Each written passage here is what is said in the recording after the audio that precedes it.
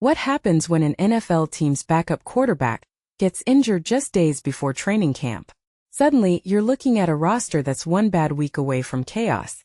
That's exactly what's happening with the Carolina Panthers right now. And let me tell you, this move to sign Kyle Trask isn't just about filling a spot. It's a masterclass in how unpredictable the NFL can be. You ever notice how teams always seem to have a plan B, but rarely do they actually need it? Well, here we are. Haynes King's hamstring injury isn't just a setback. It's a reminder that in this league, even your third-string QB can be a wild card. Personally, I think this situation highlights how thin the margin is between stability and panic in the NFL. Teams draft, trade, and sign players with the best intentions, but one injury can upend everything. What makes this really interesting is how the Panthers are handling it, by bringing in Trask, a guy who's been through the grinder of being cut, waived, and shuffled around the league. It's almost poetic.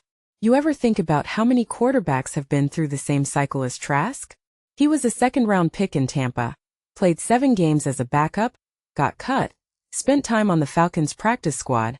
Basically, he's the human embodiment of the NFL's developmental QB pipeline. And now, he's back in the spotlight. From my perspective, this isn't just about Trask's skills. It's about what this says about the Panthers' strategy. Are they hedging their bets? Preparing for the worst? Or are they just trying to keep their fans from panicking? I mean, imagine being a fan who just watched your team's backup get injured. What do you think? Do you trust the guy they're bringing in? Or does this feel like a last-minute scramble?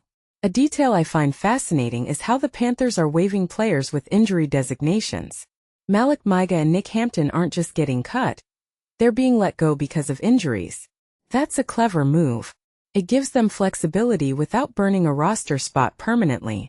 But here's the thing.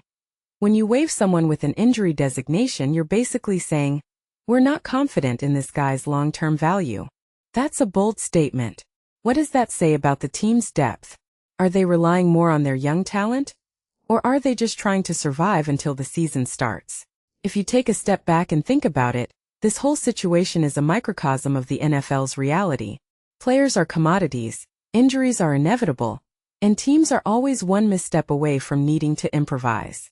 What this really suggests is that the league is moving toward a model where flexibility is king. No longer can teams rely on a single QB or a set group of players.